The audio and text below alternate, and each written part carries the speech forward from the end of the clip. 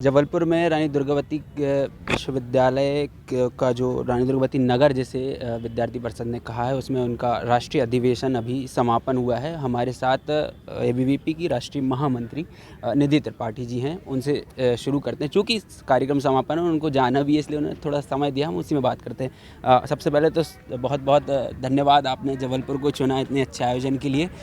तो इस बार थोड़ा सा पहले अधिवेशन के बारे में आप बताइए, आप क्या कहना चाहेंगे जबलपुर के ने जो आपको होस्ट दिया उसके बारे में।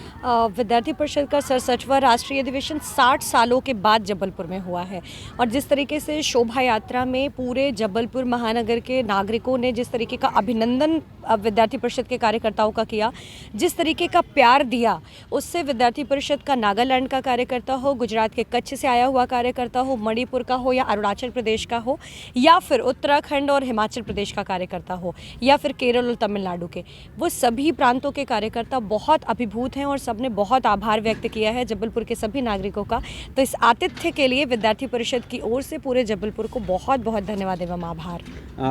मैम, आप जेएनयू से आती हैं। जेएनयू के चुनाव कभी देश में तो कभी होता है, ऐसा होता है कि विदेश तक में चर्चा में चले जाते हैं। मध्य प्रदेश में छात्र संघ चुनाव नहीं होते, इस ओर विद्यार्थी परिषद का क्या है?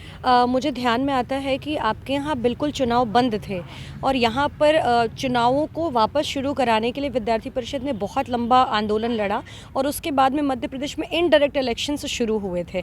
विद्यार्थी परिषद की आज भी क्लियर डिमांड है कि हर जगह पर, हर शैक्षणिक संस्थान में डायरेक्ट इलेक्शंस होने चाहिए, जिसके आधार पर अगर हम 18 वर्ष की आयु में हमें अपना जनप्रतिनिधि चुनने का अधिकार है, तो एक छात्र संघ चुनाव के माध्यम से हमें अपना छात्र नेता भी चुनने का अधिकार होना चाहिए। इस नाते से विद्यार्थी परिषद की क्लियर डिमांड है कि प्रत्येक शैक्षणिक संस्थानों में छात्र संघ के चुनाव होने चाहिए।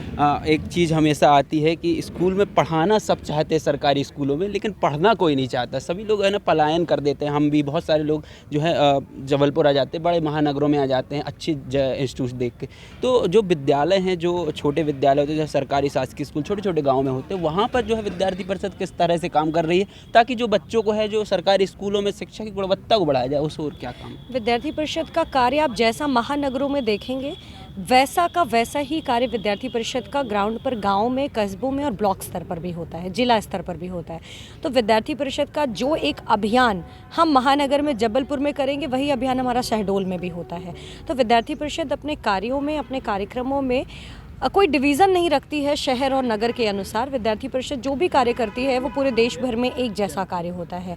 तो इसी कारण से गांव के विद्यार्थियों को भी आगे लेकर के आने के लिए, लेकर के जाना, उनको ये हर एक प्रकार की गतिविधियों में विद्यार्थी परिषद इन्वॉल्व है। अभी आप जेएनयू की वर्तमान में छात्रा हैं, आप शोध कर रहे हैं वहाँ पे, थोड़ी सी टीज रह जाती है। सिर्फ जेएनयू में ऐसा होता है कि विद्यार्थी परिषद चुनाव नहीं जीत पाता, वहाँ थोड़ा तो कहाँ कमी रह जाती है या क्या कारण होते हैं कि विद्यार्थी परिषद जेएनयू में जो बड़ा प्रतिष्ठा का चुनाव हो जाता है कभी कभी, हमेशा ज़्यादातर, तो उसमें क्या टीस रह जाती होगी मन में, क्या होता है, ऐसा क्या कमी रह जाती है? विद्यार्थी परिषद ने 2015 में छात्र संघ चुनाव जीता था और हमारे अध्यक्ष पद के जो प्रत्याशी थे उस बार वो मात्र 84 वोट से वो चुनाव हारे थे। उसके बाद जब 2015 में विद्यार्थी परिषद जीती, उसके बाद से ही जिस तरीके से वामपंथी छात्र संगठन है, उन्होंने 2016 में 2 छात्र संगठनों का गठबंधन, 2017 में 4 का गठबंधन, 2000 ऐसे अलग अलग सालों में आगे बढ़ते गए, साल बढ़ते गए और उनके छात्र संगठनों के गठबंधन में छात्र संगठनों की वृद्धि होती चली गई। तो इस कारण से गठबंधन होने के कारण कहीं ना कहीं हम चुनाव हारते हैं। पर आज जेएनयू में सिंगल लार्जेस्ट स्टूडेंट ऑर्गेनाइजेशन के नाते से विद्यार्थी परिषद है। सिंगल ऑर्गेनाइजेशन का वोट शेयर आप देखेंगे तो वो भी सबसे ज़्यादा विद्यार्थी परिषद के पास है।